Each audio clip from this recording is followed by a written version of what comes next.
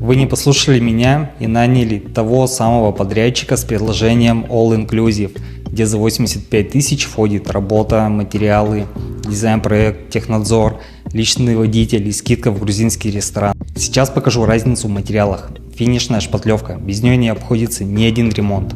Такую используем мы, но в продаже доступен такой вариант по цене в 4,5 раза дешевле. Супер финишная шпатлевка. Такую используем мы и, как вы уже поняли, есть в 2 раза дешевле.